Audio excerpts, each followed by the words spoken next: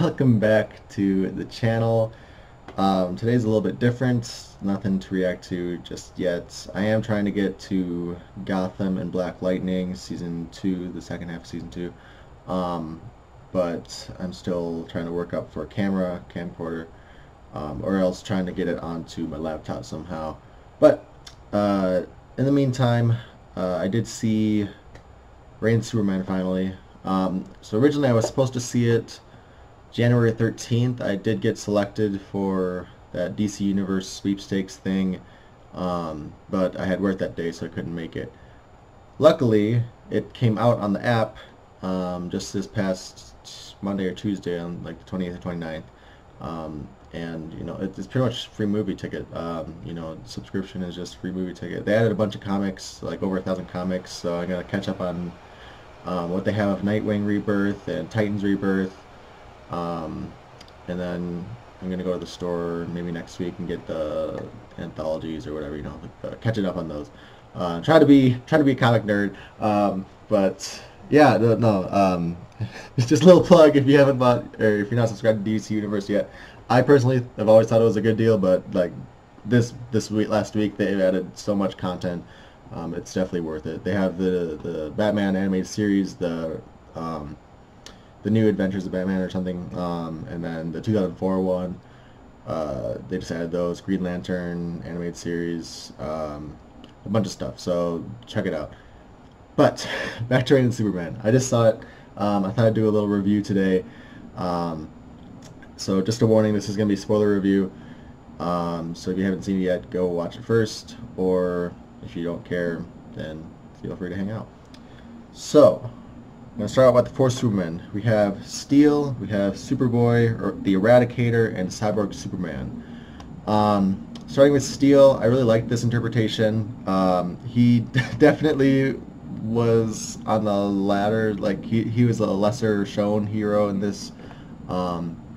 They focus more on Superboy and Cyborg Superman, but I still like this this version of Steel. He was pretty compelling, and it really helped that Cress Williams, the voice of Black, or not the voice, the actor for Black Lightning, lent his voice, and I think he did a really good job. It's always awesome to see him. I think he's a really interesting, take on, sort of embodying that superhero quality, while at the same time, he's kind of like Batman. He's just self-made man, and he went toe to toe with a lot of the Supermen, so that was pretty awesome. Superboy. First off, Cameron Monaghan?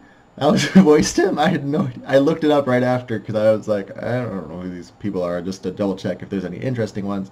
That's an interesting one. Like I said, I watched Gotham.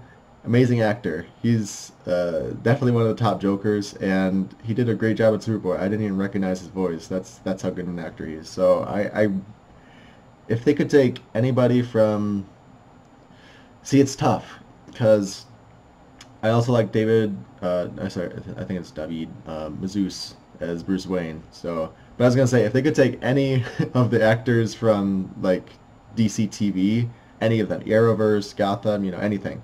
I think Cameron Monaghan would probably be my top pick. But really, anyone from Gotham, I'd want them to be in the movies. Like Cameron, I can't pronounce her last name, but Catwoman, Selena Kyle, she's amazing. All the young, yeah, David, all three of them are great actors. Even what's his name? Penguin, Jonathan Lord Taylor, something like that. He's amazing. Robin Lord Taylor, sorry. He's amazing Penguin. Really great take. I think he really elevated it. I'm getting sidetracked. If you guys want to hear me talk about Gotham, please let me know. I'm dying to see season 5. I haven't watched it yet, just in case I wanted to do a reaction on it. But let me know if you guys want that. But yeah, as far as Superboy goes, he was really compelling here. Well, not compelling. He was fun. He was a fun character.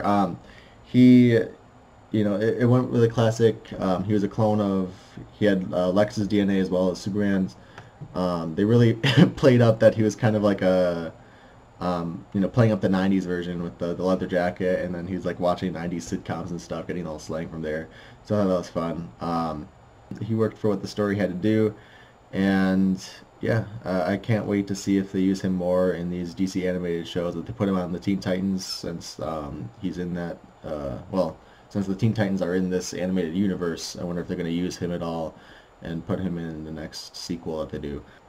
Eradicator. I think he was probably the most interesting for me, just because I don't really know too much about the original comics, and so I didn't really know. Like, I've obviously Steel has been in other shows, I've seen Steel around. Superboy obviously on Young Justice, and then Cyborg Superman. He's on Supergirl, and there's other Superman related shows and stuff that he's shown up on. But Eradicator, I know there was like he was one of the four, but I don't know um, how faithful it was to the original comics. But I think he was really interesting here. They definitely set him up as the bad guy at the beginning, and I think they did a really good job of saying of that whole discussion about who's the good guys, who's the bad guys. That they're trying to set up in the promos. I think they did a really good job trying to hint at that. They kind of set it up that he was Kal-El. Like they set up a couple of them. Obviously, Steel wasn't. Like everyone kind of knew that Steel wasn't because of the way he looked and all that. But Superboy, he was a clone, so he kind of was Kal-El.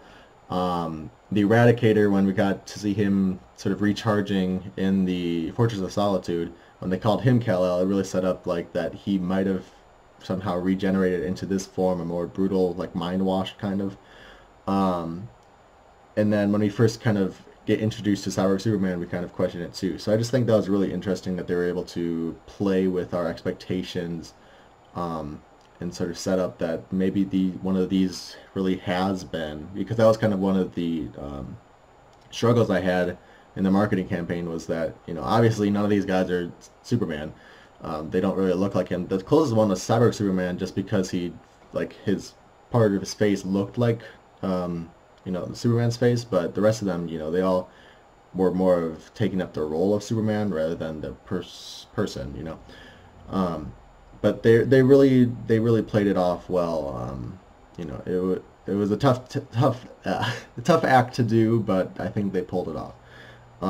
But yeah, as far as Eradicator goes, it was cool that he was really just like a hologram, kind of like part of the ship. How Man of Steel, there was the sort of hologram father. So it was more Kryptonian technology that was sort of playing Superman while Superman was actually recovering.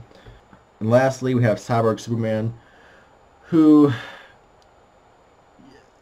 like I said, they played the expectations pretty well about,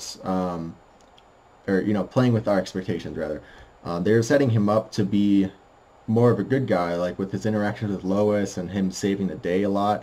It really did actually make me second guess, hey, maybe this Cyborg Superman is a good guy. But if you know the comics, or if you know any other interpretations, he's a bad guy. And so in this version, he obviously was again. It was interesting that, so I don't know if I fully understood, and correct me if I'm wrong, but I guess Hank Henshaw was alive.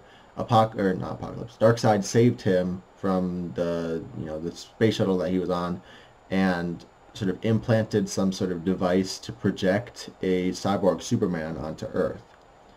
Because they kept showing him on Apocalypse, Hank Henshaw himself on Apocalypse. So I'm just trying to put together if it was just like a kind of like the Eradicator was also a hologram, if it was kind of like a projected body on Earth, or did Darkseid actually transform Hank Henshaw's body into Cyborg Superman? And then we just kept getting flashbacks back to Apocalypse. I don't really get it. But yeah, it was kind of weird. We'll get more into Darkseid later. But Cyborg Superman, he was fine. I think Jerry O'Connell did pretty well about distinguishing his Cyborg Superman voice with his actual Superman voice. They obviously had another actor come in once he turned evil, but just the sort of roboticness, I'm just really fascinated with the voice acting, so I think that was a really good job on his part. Lois Lane. So first off, just because I think it's a fun fact, Rebecca Romaine voiced her, who played Mystique. that's pretty much the only thing I know her from, to be honest. I probably know her from more stuff, but that's the most famous one for me. Um, I think Lois had a decent amount to do. She was kind of damsel in distress, pretty tropey kind of girlfriend characters. Um, but she did, I think it was nice that we saw the more go-getter attitude from her. Her trying to put together all the pieces about what these Supermen are doing. Her trying, like when Lex started talking to her about the plan, about how to take down Cyber Superman, she seemed very like go-getter and like, okay, how do you teach me how to do the mother box so I can do that? I wish she kind of rebutted him because right after that he's like, no, you're gonna go talk to Superman. I'm gonna do the mother box. But then she just kind of gave up. I wish she kind of was like, no, I'm gonna do it. Just because I think that would fit more with her character. But all in all, I think this is a good Lois. She did some pretty good emotional depths. Lex Luthor. So he was better in this one than in Death of Superman. I'm not a fan of Rainn Wilson voicing him. I think at times I could see why. And like I said, he did better this time around than Death of Superman. He was definitely more of what I imagined Lex to be, the more calculating, very kind of lawyer talky. Lex was very interesting. I like this version of Lex who was, he's still doing his own thing, but he's at the same time he's trying to help the good guys. Like when he saves the Justice League, I kind of figured that would happen, but it still caught me off guard somehow because I thought he was still trying to do the boom tube thing for Apocalypse. And then at the end when he shows up with the Justice League at the post-credit scene, I was like, I don't know. We'll see. We'll see what that's kind of setting up. But yeah, no, this Lex was okay. He had that harsh kind of calculating nature, very uncaring to Superboy. But yeah, I just still would have preferred someone other than Rainn Wilson, to be honest. But with what we had to work with, I appreciated it. Darkseid. We had Tony Todd voicing him. I wasn't really a fan of this Darkseid. I get why. Like I could see the continuation from Justice League War, and how all these years later he's trying to get his revenge and all that stuff. And it was an interesting thought, because they did set it up kind of like Justice League War was pretty much right off the bat like the end game kind of boss, but they kind of, for what the story that they crafted, I don't know if this is like I said, I haven't read the original Death Superman and the Return of Superman and all that stuff, but if it is based off, if this movie was based off those comics and Darkseid and Apocalypse were involved in that, cool. But for what the movie was, I think it worked out story-wise. It made sense narratively, tying everything, tying Doomsday in, tying Henshaw in. It was all just part of Darkseid's plans for revenge because it makes sense from what the narrative they made throughout this animated universe. I just kind of feel he was a wasted character here. They should have done more with him or just not included him at all, but I could see what they were doing. I just feel like it wasn't executed properly to the fullest extent that it could have been. The Justice League. So I was kind of okay. So when the thing fell and like they disappeared, I was like, I could see it two ways because I could see it killing them, and then they could have, this would be like a decent time to kind of restart their animated universe for, like Rebirth or something, because this is all based on New 52. They could have tried to reset it for Rebirth now. But at the same time, I was really disappointed because I'm like, you guys really all stood under this freaking ring and then it collapses on you and no one moves. And that was the first hint that Cyber Superman was bad, because he's just kind of standing there staring at them and this thing's fallen. He could have easily zoomed past, grabbed all of them, moved them out of the way, done something, but no, he's just like, and this thing just plops from the sky. So, but yeah, this is obviously Superman's story, and there was enough characters outside of Kal-El himself to sort of keep it occupied. So I understood why they had to include the Justice League and why they had to take them out, so they could kind of have an in-universe reason for why they weren't active at the time of all this craziness going on. I just thought it was kind of stupid. But I'm glad they returned in the end.